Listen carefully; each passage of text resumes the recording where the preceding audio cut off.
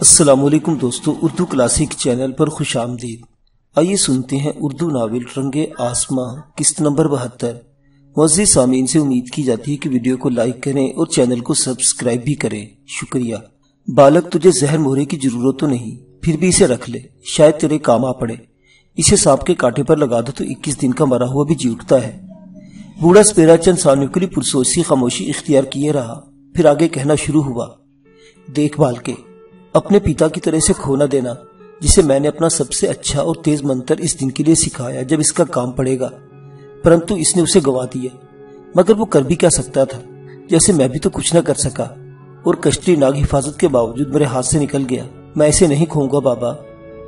ہاں، ضرورت پڑے تو سانپ کے کانٹے پر چپکا دینا، زہر فوراً چوس لے گا، وہ بولا۔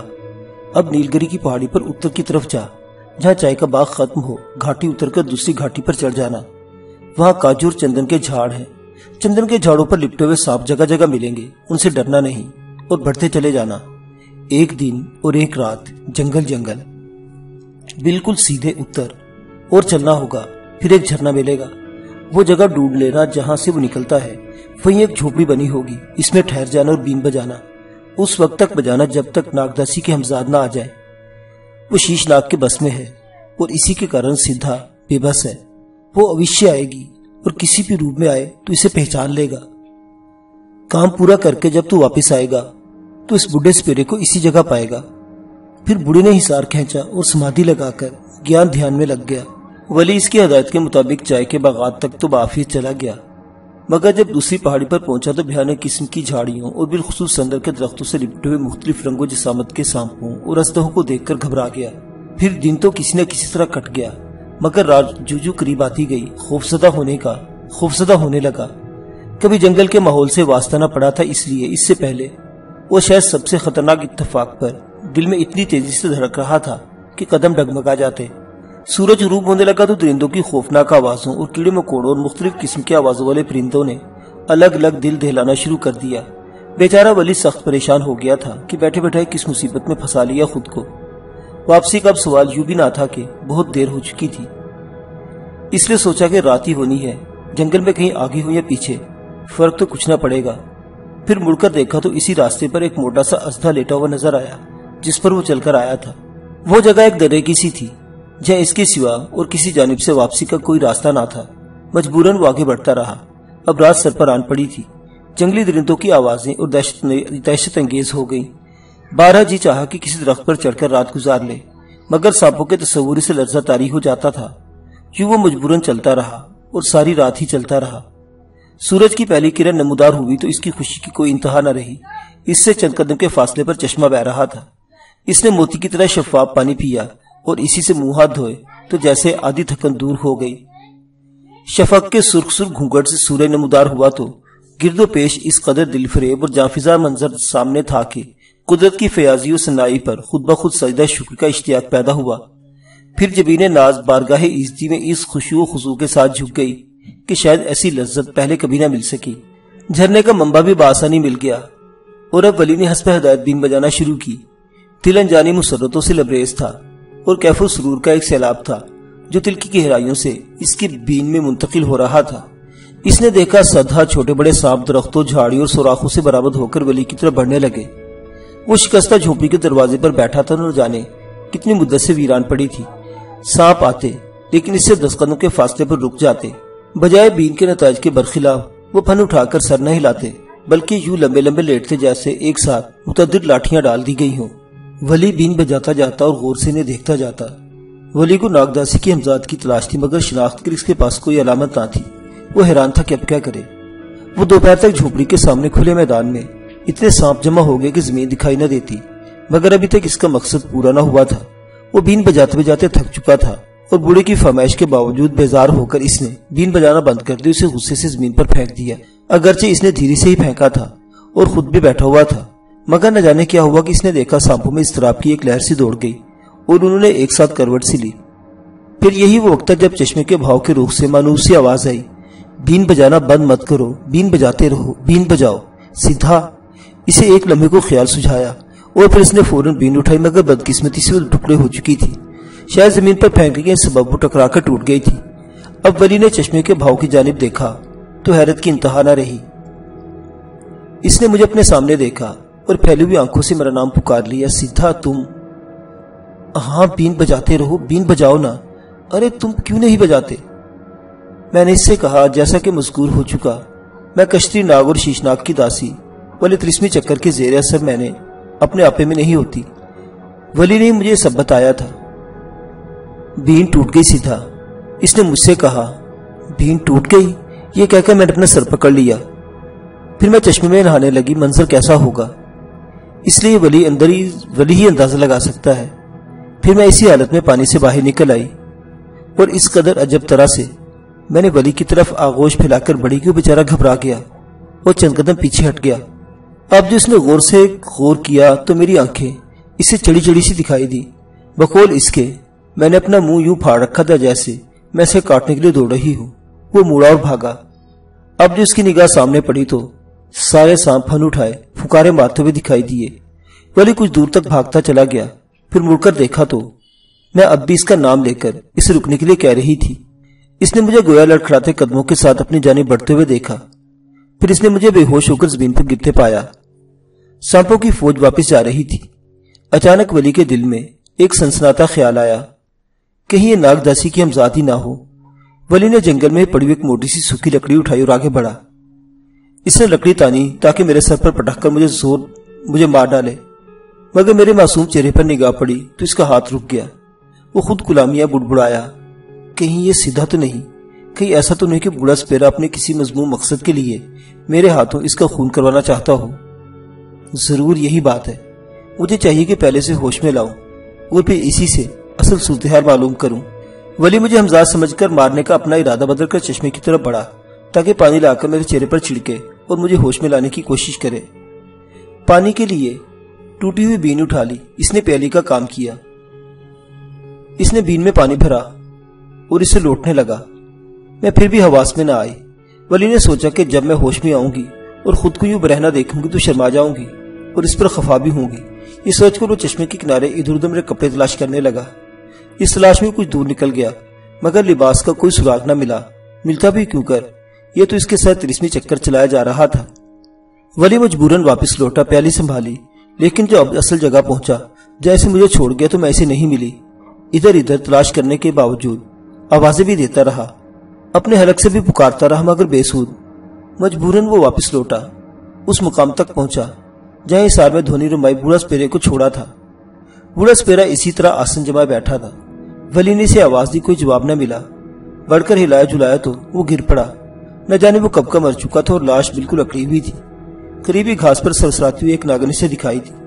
اس نے بوڑھے سپیرے کے جس پر اس کے دانت تلاش کیے، کلائی پر زخم کا نشان ملا جو خون کی 2 سیاہ بوندوں کی بوندیں جم کر خشک ہو گئی تھی۔ ولی نے اپنے ہاتھ کے نشان کو اس سے مس کیا مگر کچھ نہ ہوا۔ پھر خیال آیا کہ اس کا اثر صرف اسی وقت ہوتا ہے جب زندگی کی رمق باقی ہو، مگر اکڑی ہوئی لاش بتاتی تھی کہ وہ کئی گھنٹے پہلے مر چکا تھا۔ اب ولی نے جیب میں ظاہر مہرہ تلاش کیا مگر افسوس وہ بھی بھاگتے ہوئے جنگل میں نہ جانے کہاں گر چکا تھا۔ وہ نیل نگری سے واپس سیدھا گھر پہنچا۔ وہ ڈر رہا تھا کہ اپنے والد کے صاحب کے سامنے کیا منہ لے کر جائے گا، مگر گھر پہنچتے یہ جان کر اس کی جان میں جان آئی کہ وہ 1 ہفتے سے بمبئی گئے ہوئے، مگر تھوڑی دیر بعد جب اس کی والدہ نے یہ بھی بتایا کہ بمبئی سے خط آیا تھا اور یہ خبر کہ سیدھا کو اغوا کر لیا گیا ہے تو ولی کے دل کو دھچکا سا لگا۔ کم بختوں نے اطلاع بھی 15 دن کے بعد بھیجی۔ اس کی ماں بولی، مجھے تو ایسا لگے ہے کہ انہوں نے خود ہی سے غائب کروا دیا ہوگا یا کیا پتہ زبردستی جائید اپنے نام لکھوا کر مروا ڈالا ہو۔ نہیں اماں، ایسی بدشگونی مت کرو۔ ولی کی زبان سے بے ساختہ نکلا، پھر اپنی غلطی محسوس کر کے فوراً زبان دانتوں میں دبا لی، مگر غنیمت ہوا کہ اس کی والدہ نے اس پر کوئی تبصرہ نہیں کیا، تاہم بولی، بدشگونی نہیں بیٹا، وہ بڑے لالچی ہیں، تمہارے ابا کھوج تو نکلوا ہی لیں گے، مگر میری پری بیٹا زندہ نہ ملی تو۔ یہ کہہ کر وہ زار زار رونے لگی۔ ولی کی ماں مجھے اپنے بیٹوں کی طرح چاہتی تھی۔ میرا بچپن بھی تو اس کے سامنے بلکہ ان کے اور ان کے شوہر کی گود میں بیتا تھا۔ ولی گوالیار چلا گیا۔ 4-5 دن بعد والد صاحب سے خط سے معلوم ہوا کہ سیدھا کا کوئی سراغ نہیں مل سکا، صرف اتنا پتا چلا کہ جس ادارے میں سپیرا ناچ سیکھنے جاتی تھی وہیں سے غائب ہوئی ہے، ویسے پولیس تفتیش کر رہی ہے۔ پھر انہوں نے ولی کو بھی تسلی دی کہ اطمینان رکھے، سیدھا یقیناً زندہ ہوگی اور محفوظ بھی، کیونکہ پولیس اور قوتیں اس کی محافظ ہیں، وہ جلد یا بدیر وہ اغوا کنندگان کے نرغے سے ضرور نکل آئے گی۔ نیل نگری والی بات انہوں نے نہیں پوچھی، شاید سیدھا کی پریشانی نے انہیں پوچھنا یاد ہی نہ رہا ہو، مگر ولی نے انہیں لکھ دیا کہ اس نے سیدھا کو نیل نگری کے جنگل میں دیکھا تھا، مگر ویسی غائب ہوئی کہ پھر اس کا سراغ نہ مل سکا۔ تفصیل یوں نہ لکھی تھی کہ شرم آئی، البتہ مقام کی پوری نشاندہی کر دی۔ پھر پتہ لگا کہ وہ پولیس کو ساتھ لے کر اس کی تلاش میں نیل نگری گئے ہیں۔ ولی بھی اپنی پریشانی میں لگ گیا، مگر پھر کچھ نہ کچھ خیال بٹا رہا۔ ایک روز وہ ساگر جانے کے لیے اسٹیشن پر پہنچا تو سنا کہ ایک آدمی اسٹیشن ماسٹر سے کہہ رہا ہے، تار ابھی کر دینا، پنڈت مہاراج اسی گاڑی سے پہنچ رہے ہیں، ارتھی پر فوراً قبضہ کر لیا جائے اور جب تک پنڈت مہاراج نہ پہنچ جائے چیتا نہ جلائی جائے۔ اسٹیشن ماسٹر نے پیغام نوٹ کر لیا اور وعدہ کیا کہ بس 5 منٹ میں تار پہنچ جائے گا۔ معاملے کی نوعیت کچھ عجیب سی تھی، ولی کو دلچسپی ہوئی۔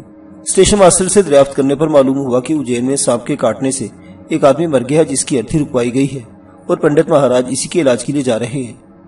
کیا پنڈت جی کو معلوم ہے کہ وہ آدمی مر چکا ہے؟ ولی نے سوال کیا۔ ہاں معلوم ہے، جبھی انہوں نے پولیس کو تار دلوایا ہے کہ ارتھی رکوائی جائے۔ وہ بولا، پھر ذرا سانس لے کر آگے بولا، یہ پنڈت مہاراج بھی عجیب ہے، آج کل بڑے گھمنڈی ہو گئے ہیں، غریبوں کی یہاں نہیں جاتے۔ ابھی 6-7 روز پہلے کی بات ہے، چتور گڑھ کے ایک بھیلنی کو سانپ نے ڈس لیا تھا، میرے پاس تار آیا، میں نے بہت خوشامد بھی کی، مگر پنڈت مہاراج نے کہا آرام کا وقت ہے، اس وقت کہیں نہیں جاؤں گا، حالانکہ رات کے کیول 8 ہی بجے تھے، مگر وہ جب گئے تو بھیلنی بیچاری مر گئی۔ شاید کوئی کام رہا ہوگا، ولی نے کہا۔ کیسا کام؟ وہ بولا، رات بھر طوائفوں کا ناچ دیکھتے رہتے اور عیاشی کرتے ہیں۔ ارے وہ ایسے آدمی تو نہیں لگتے، ولی کو تعجب ہوا۔ تم کیا جانو بابو؟ بولا، میرا سالہ ان کے بنگلے کا چوکیدار ہے، وہ تو ایسے قصے بتاتا ہے کہ نہ پوچھو۔ پہلے یہ بات نہ تھی، پر پیسہ ہو گیا اور ماندان بڑھ گیا تو اب کچھ دن سے پنڈت کے رنگ بکھر گئے ہیں، پھر گھمنڈ بھی بہت زیادہ ہو گیا ہے۔ وہ تو پہلے بھی تھا، ولی نے اس سے اپنی ایک ملاقات کو یاد کرتے ہوئے کہا۔ پہلے کیا تھا اب دیکھو، اور دیکھ لینا کوئی دن جاتے پنڈت جی کو اپنے کرتوتوں کی ایسی سزا ملے گی کہ یاد کریں گے۔ اجین کے مارگزیدہ مردے پر پنڈت مہاراج کا عمل دیکھنے کا بڑا نادر موقع تھا، اس لیے ولی نے ساگر کا پروگرام ملتوی کیا اور اجین کی گاڑی میں بیٹھ گیا۔ پنڈت جی کا زبردست استقبال کیا گیا، کوئی بڑا امیر آدمی مرا تھا۔ ولی نے پنڈت کا تعاقب کیا اور اس کی کوٹھی میں پہنچا جہاں لاش تھی۔ پولیس لگی ہوئی تھی اور لوگ گمسم کھڑے پنڈت کا انتظار کر رہے تھے۔ اس آدمی کو مرے ہوئے 3-4 گھنٹے گزر چکے تھے۔ پنڈت جی نے لوگوں کو تاکید کی کہ جب وہ آدمی اٹھنے لگے تو فوراً اس کے کپڑوں کو باہر لے جا کر جلا دینا، دیر ہرگز نہ کرنا۔ اس کے بعد انہوں نے لوٹے میں پانی، 2 روٹیوں کا آٹا، چندہ پیلے وغیرہ طلب کیے۔ مطلوبہ سامان آ گیا تو پنڈت جی نے کچھ جپتے ہوئے اپنے گر حصار کھینچا اور اطمینان سے بیٹھ کر آٹا گوندا، 2 روٹیاں پکائی اور نوالے توڑ توڑ کر کھانا شروع کی۔ ابھی پہلا نوالا ہی کھایا ہوگا کہ مردے نے جھرجھری دی اور پھر ولی کو حیرت کوئی انتہا نہ رہی جب وہ کپڑے پھینک کر بالکل برہنہ اٹھ کھڑا ہوا۔ پھر وہ حصار کے گرد چکر کاٹنے لگا۔ کچھ لوگ خوفزدہ ہو کر باہر بھاگ گئے اور کچھ تماشا دیکھنے میں محو رہے۔ مارگزیدہ ان سب سے بے نیاز صرف پنڈت سے مخاطب تھا اور ہاتھ پھیلا کر اگھیا کر صرف یہی فکرہ دہراتا تھا کہ ایک ٹکڑا ہمیں بھی دے دو۔ پنڈت سر نیچے کیے کھانے میں مشغول رہا، یہاں تک کہ اس نے آخری نوالا بھی ختم کر لیا اور پانی پینے کے لیے پیتل کی لٹیاں اٹھائی تو مارگزیدہ پھر جا کر اپنی جگہ پر لیٹ چکا تھا۔ پنڈت حصار سے باہر آیا، ہنسا اور بولا، بھگوان کی مرضی یہی تھی، تم اسے یم دیو کے چنگل سے کیسے چھڑا لیتے، اسی لیے اتنے آدمی کھڑے ہیں۔ کسی کو بھی کپڑے جلانے کا دھیان نہ آیا۔ ولی نے سوچا اپنی مہر بھی آزما دیکھوں، مگر سابقہ تجربے کی ناکامی نے اس کے اعتماد کو متزلزل کر دیا تھا۔ علاوہ ازیں مرنے والے کے ہاتھ پر نگاہ پڑی تو ولی نے دیکھا اس کی جیون ریکھا اسی عمر پر ختم ہو گئی تھی، اسی لیے جرأت نہ کی۔ پہلی وجہ یہ تھی کہ اب وہ تک وہ پنڈت سے خاصا دور دور رہا تھا، مگر اس کے کمال فن سے مروب ہو کر خام خواہ جی چاہ رہا تھا کہ اسے گفتگو کرے اور تحسین کے 2-4 جملے بھی نظر کرے۔ اسی خیال سے واپسی میں ولی نے بھی فرسٹ کلاس کا ٹکٹ لیا۔ پنڈت مہاراج ہمیشہ سرکاری خرچ پر اسی کلاس میں سفر کرتا۔ اتفاق سے ڈبے میں صرف 2 ہی مسافر تھے، یا پنڈت کے 2-3 کاربرداز۔ ولی نے پنڈت سے کلام کرنا چاہا، مگر اس نے انتہائی حقارت اور بدتمیزی سے منہ پھیر لیا، بلکہ اپنے نوکر کے ذریعے یہ تک کہلوا دیا کہ یہ اس سے بات کرنے کے لائق نہیں اور باتیں ہی کرنے کا شوق ہے تو 3rd کلاس میں چلا جائے وغیرہ۔ اس کی بات پر ولی خون کا گھونٹ پی کر رہ گیا، مگر کچھ نہیں کر سکتا تھا کیونکہ وہ لوگ 4-5 تھے اور ولی اکیلا، لیکن غصہ اپنی جگہ تھا، اس لیے وہاں بیٹھنا سخت ناگوار گزر رہا تھا۔ معزز سامعین حضرات، یہ عجیب و غریب، ناقابل یقین، ناقابل فہم داستان ابھی جاری ہے۔ بقیہ واقعات اگلی قسط میں دیکھتے رہیے اردو کلاسک۔ اللہ حافظ۔